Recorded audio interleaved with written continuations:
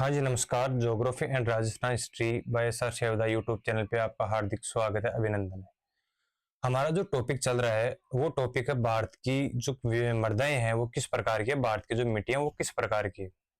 तो हमने जो भारत की मिट्टियों का अभी तक हमने जो विवरण किया है, हमने इसका अध्ययन के तौर पे या इन्हें विस्तार पूर्वक मिट्टियों का हमने किया है, अभी तक इसका अध्ययन किया है।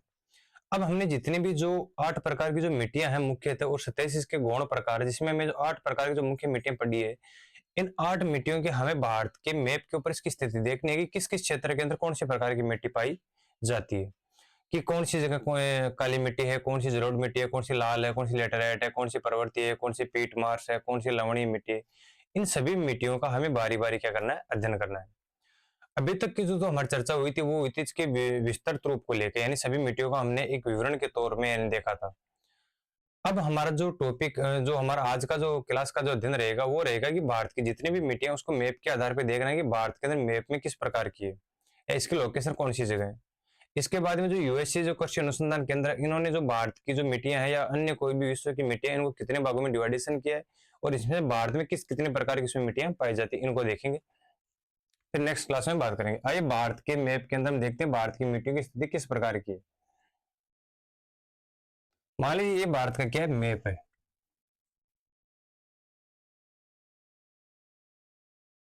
भारत की मृदा सबसे उत्तर में हमने देखा था कि भारत के सबसे उत्तर में क्या है, उत्तर का पर्वतीय प्रदेश, जिसके अंदर हमने देखा कि पर्वतीय जो मृदा वो किस क्षेत्र में मिलेगी, पर्वतीय वाले क्षेत्र में मिलेगी।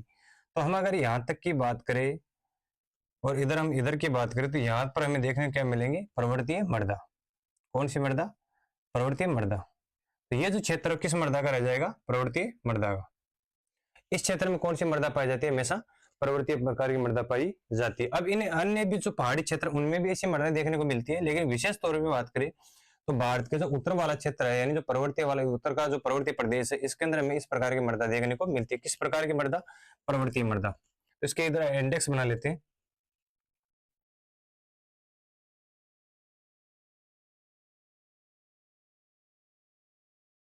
यहाँ पर जो मृदा है वो कौन सी है, पर्वतीय मृदा।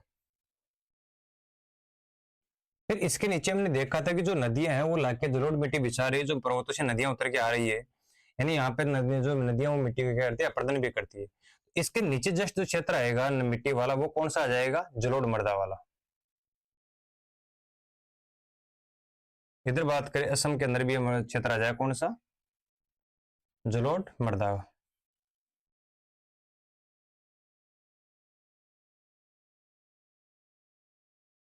इसमें जो मिट्टी है वो कौन किस प्रकार की मिट्टी है, जलोढ़ प्रकार की, यानी जलोढ़ी जो मिट्टी है वो यहाँ पे पाई जाती है। इधर भी थोड़ा सा नीचे ले लेते हैं, पश्चिम बंगाल वाले क्षेत्र में पाई जाती है। इस क्षेत्र में जो मिट्टी है वो कौन सी पाई जाती है, यहाँ पे जलोढ़ प्रकार की मृदा पाई जाती है। तो यहाँ पे कौन सी मिट्टी आ जाएगी, जलोढ़ मृदा।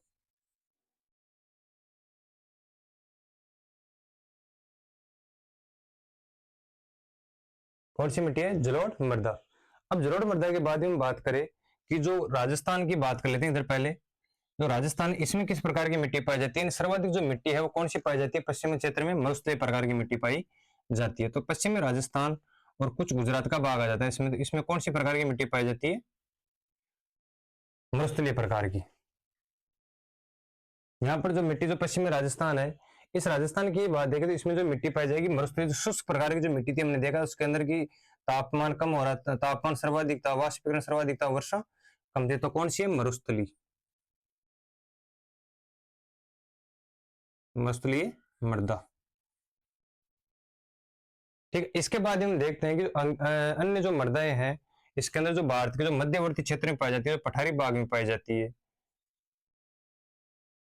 इस प्रकार की जो मिट्टी है वो कौन सी मिट्टी है, यहाँ पर जो ज्वालामुखी उद्गार के दरारी उद्भेदन से हुआ था, इसका निर्माण हुआ था, कौन सी, क्रिटेशियस काल में जो ज्वालामुखी के फटने से दरारी उद्भेदन हुआ और जिससे काली मिट्टी का प्रसार यहाँ पे होगा। तो ये कौन सी मिट्टी आ जाएगी, यहाँ पे काली मिट्टी।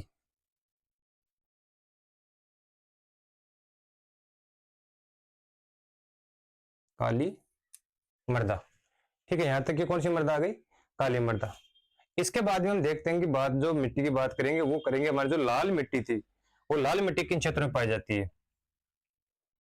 तो इसका एक बार ये हिस्सा छोड़ेंगे। इस क्षेत्र में अगर बात करेंगे तो इसमें पाई जाएगी, यहाँ पे जलोढ़ मृदा भी पाई जाएगी यहाँ पे, और यहाँ पे कुछ मृदा ये पाई जाएगी गुजरात के अंदर। अब बात करें जो शेष क्षेत्र इधर देखने को हमें मिल रहा है, इसमें हमें जो मिट्टी है वो कौन सी देखने को मिलेगी? लाल मिट्टी।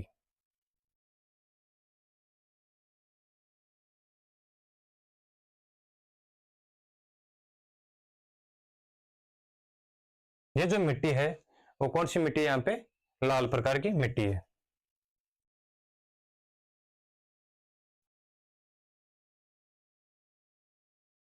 लाल मृदा। कौन सी मृदा है? लाल मृदा। अब हम देखते हैं कि जो ये लेटेराइट जो मृदा है, इसी के साथ में इस लेटेराइट को भी देख लेते हैं। जो लेटेराइट मृदा पश्चिमी घाट, हमने देखा था जो पूर्वी घाट है, यहाँ पर मृदा कौन सी देखने को मिली थी हमारे को? लेटेराइट मृदा।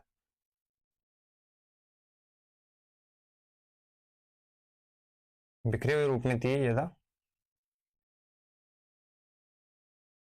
तो ये कौन सी मृदा आ जाएगी यहाँ पे? लेटेराइट मृदा।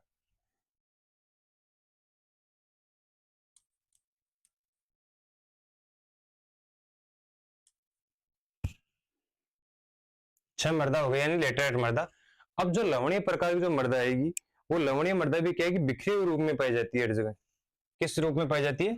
बिखरे हुए रूप में। तो बात करते हैं लवणीय मृदा की, तो लवणीय मृदा क्या आएगी? जैसे हमारे राजस्थान में देखने को मिलती है।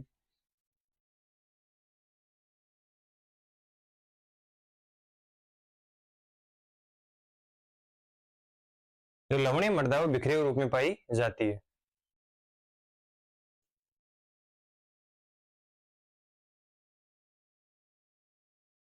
ये कौन सी मिट्टी पाई जाती है यहाँ पे? लवणीय मृदा।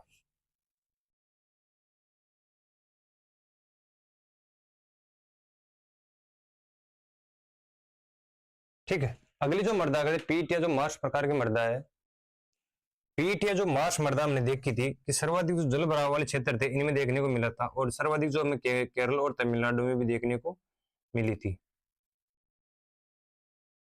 ठीक है।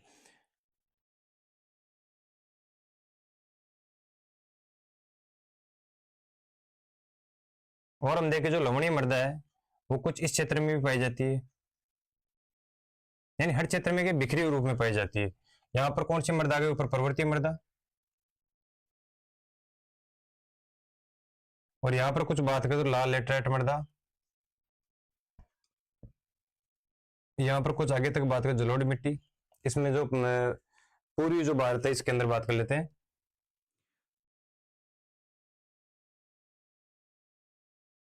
ये मृदा कौन सा है? पीट या मार्श मृदा।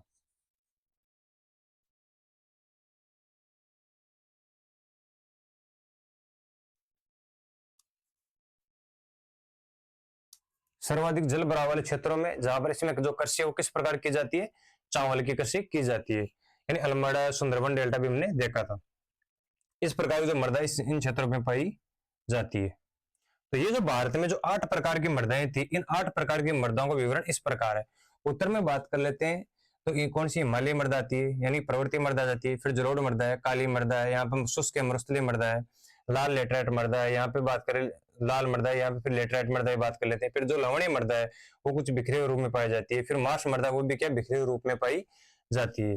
तो ये जो भारत की मृदाएं थी इनका जो विवरण डायग्राम के अनुसार हुआ है, इस डायग्राम के अनुसार अगर कोई क्वेश्चन पूछेगा, जिसे हमें पूछ ले कि मान लीजिए लवणीय मृदा की बात कर ले तो लवणीय मृदा क्या बिखरे रूप में पाई जाती है। अगर इसमें कोई ऑप्शन देगा तो वो ऐसा ऑप्शन देगा कि जो कि जिसमें लवणीय मृदा नहीं पाई जाती, यानी ऐसे ध्यान रखना जहां पे जो लवणों की परत जमती है उस क्षेत्र में कौन सी मृदा पाई जाती है? लवणीय मृदा।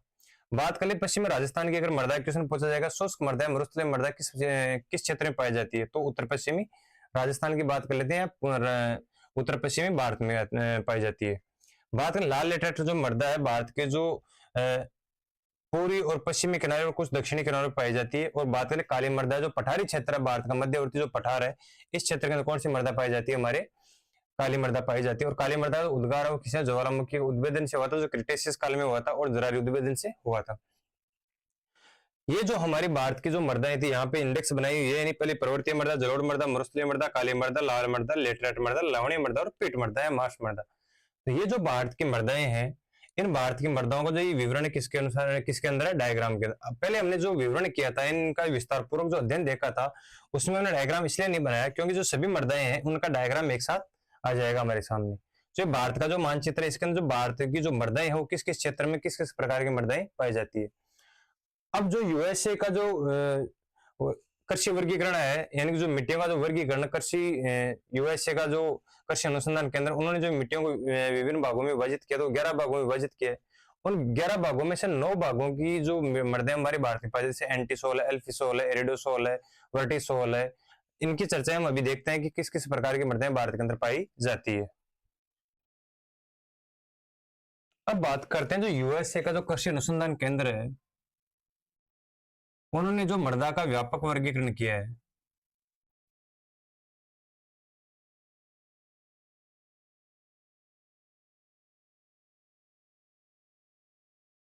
वो कितने भागों में किया, उन्होंने कुल 11 भागों में मिट्टियों के क्या किया, विभाजित किया है। 11 प्रकार की जो इसने गण या जो 11 प्रकार की जो मिट्टी, उसके गण या स्वर्ग बताए हैं।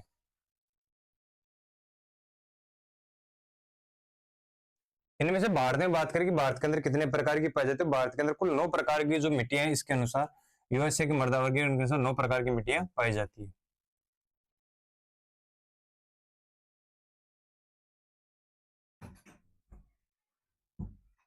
कई प्रकार की, यानी कुल 9 प्रकार की मिट्टियां पाई जाती है। पहले बात करें इंसेप्टिसोल आती है, कौन सी, इंसेप्टिसोल।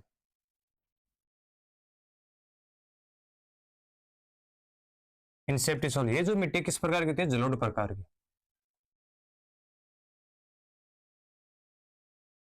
ठीक है, यानी जो इंसेप्टिसोल की जो इंसेप्टिसोल में जो मृदा आती है, वो किस प्रकार की होती है, जलोढ़ प्रकार की। फिर बात कर ले एरिडोसोल।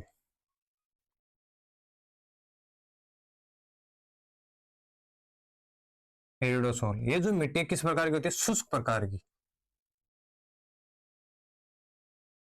शुष्क प्रकार, यानी शुष्क प्रकार की जो मिट्टी थी, यहाँ पे इसको अंग्रेजी के जो यूएसए का जो वर्गीकरण, उसके अंदर किस प्रकार की मनाया गया है, शुष्क प्रकार की, एरिडोसोल को, जो कि कहाँ पे पाई जाती है, पश्चिमी राजस्थान में। पश्चिमी राजस्थान में। अगली बात करते हैं, वो होती है एंटीसोल। कौन सी आती है, एंटीसोल।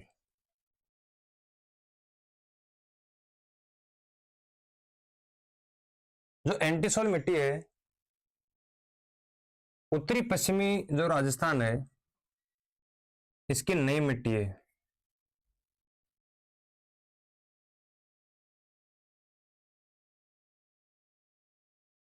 राजस्थान की कैसी मिट्टी है, नई मिट्टी है। ठीक। फिर बात करते हैं एल्फिसोल की। ये जो मिट्टी है, लाल व लेटेराइट प्रकार की। ये जो उत्तरी पश्चिमी राजस्थान, वो बिखरे हुए क्षेत्र में पाई जाती है, यानी बिखरे हुए रूप में पाई जाती है।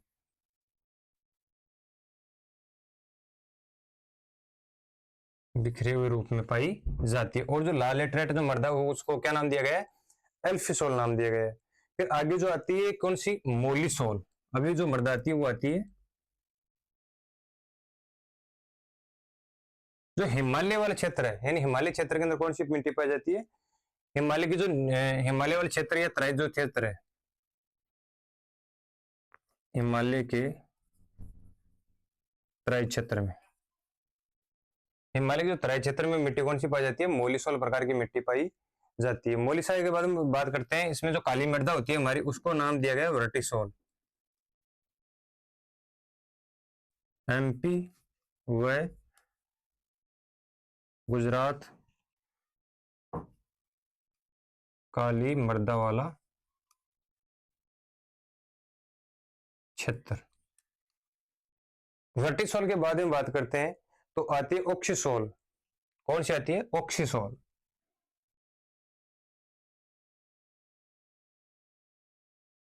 ये जो मिट्टी है सर्वाधिक वर्षा वाले क्षेत्रों में।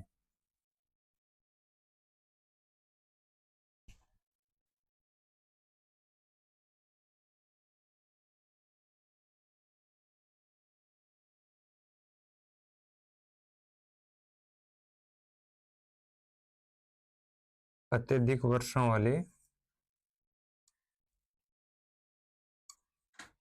क्षेत्रों की मृदा जो सर्वाधिक जल भराव रहता है वहां पे कौन सी मिट्टी पाई जाती है? ऑक्सीसोल प्रकार की। फिर बात कर लेते हैं वहां पे हिस्टोसोल जो मिट्टी है,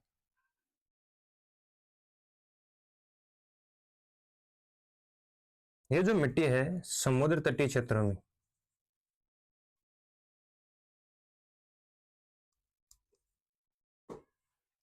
दलदली क्षेत्रों में, यहाँ पे जो समुद्र तट वाले क्षेत्र वहां पे किस प्रकार की मिट्टी पाई जाती है? दलदली,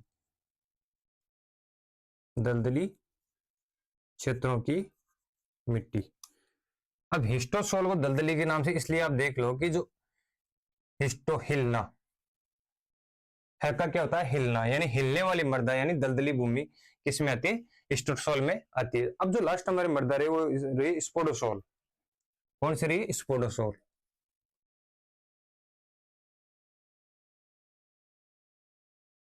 ये जो मृदा है जो पर्वतीय क्षेत्र है,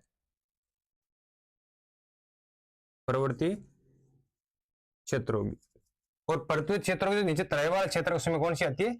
मोलिसोल क्षेत्रों की मृदा।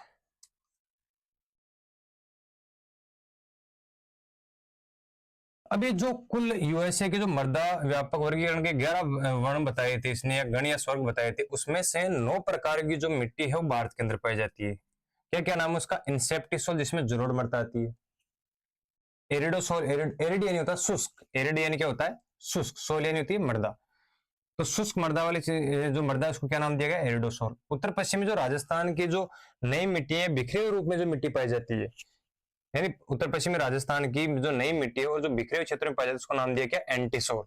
यानी एरिडो को एक तरह की सम्मानी मानी जाती है किस मिट्टी को? एंटीसोल को। अल्फीसोल की बात करें तो एल्फी ऐसे याद करो, इसमें ल आता है, तो लाल व लेटेराइट प्रकार की मृदा कौन सी है? एल्फीसोल। मोलिसोल की बात करें तो हिमालय के तराई वाला जो क्षेत्र है, हिमालय के तराई वाले क्षेत्र में कौन सी मिट्टी पाई जाती है? मोलिसोल। वर्टिसोल की बात करें तो वर्टिसोल एमपी और गुजरात की जो काली मिट्टी पाई जाती है उस मिट्टी को क्या नाम दिया गया? वर्टिसोल। ऑक्सीसोल की बात करें तो ये अत्यधिक वर्षा वाले क्षेत्रों में जो निक्षेपित प्रकार की मृदा है वो पाई जाती है किसमें? ऑक्सीसोल के अंदर। हिस्टोसोल की बात करें दलदली क्षेत्र, समुद्र तटीय क्षेत्र, अन्य जो पानी भराव वाले क्षेत्र जहां पे दलदल प्रकार की मिट्टी पाई जाएगी तो वो मिट्टी किसमें आती है? हिस्टोसोल के अंदर। फिर बात करते हैं स्पोडोसोल। स्पोडोसोल के अंदर मिट्टी आती है पर्वतीय क्षेत्र में, यानी स्पोडोसोल के अंदर जो मिट्टी आती है वो किसमें आती है?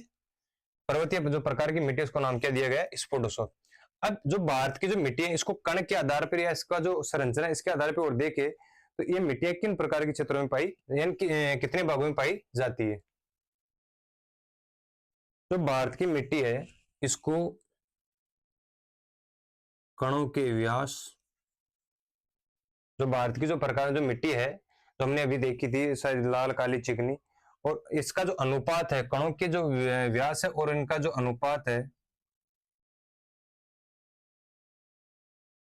वह अनुपात के आधार पर इनको 4 भागों में बांटा गया है। कणों के और अनुपात के आधार पर जो मिट्टी है भारत की उनको 4 भागों में बांटा गया है। बात कर लेते हैं जैसे बलुई है,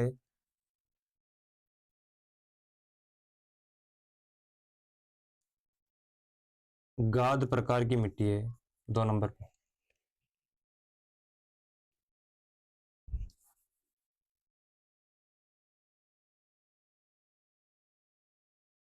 गाद। 3 नंबर पे आती है कौन सी? चिकनी, यानी कि बलुई मिट्टी, गाद मिट्टी और चिकनी मिट्टी। और फिर बात कर लेते हैं चूना, जिसमें चूना के अवशेष पाए जाते हैं कौन सी? चूना मृदा, या इसको बात करते हैं बलुई दोमट, बलुई दोमट।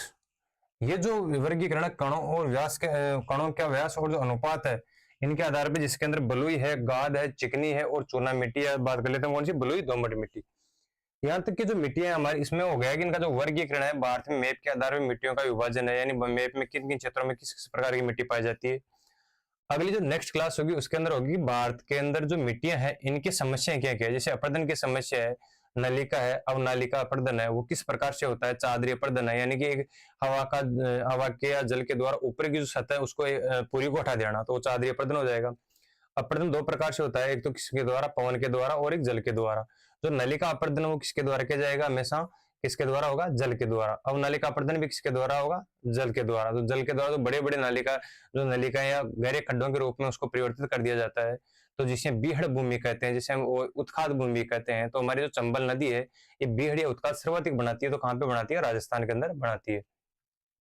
तो इनका देखेंगे जो मिट्टियों का जो अपरदन किस किस प्रकार से हो रहा है, यानी मिट्टियों की जो समस्या है वो किस किस प्रकार की है। जैसे जल बरवार की समस्या हो रही है, तो वहां पे सेम की समस्या हमारे को देखने मिलेगी। और हम और भी देखेंगे तो इसके अंदर जो मिट्टियों के अंदर जो अगर इनका औसत प्रतिशत हम देखेंगे, 7 से कम है तो अम्लीय होगी, 7 से अधिक है तो क्षारीय हो जाएगी, 7.2 रहेगी तो उदासीन हो जाएगी। वो किस किस प्रकार की मिट्टियां, इनकी समस्याएं क्या क्या पर है, इनका विवरण हम नेक्स्ट क्लास में करेंगे। नमस्कार।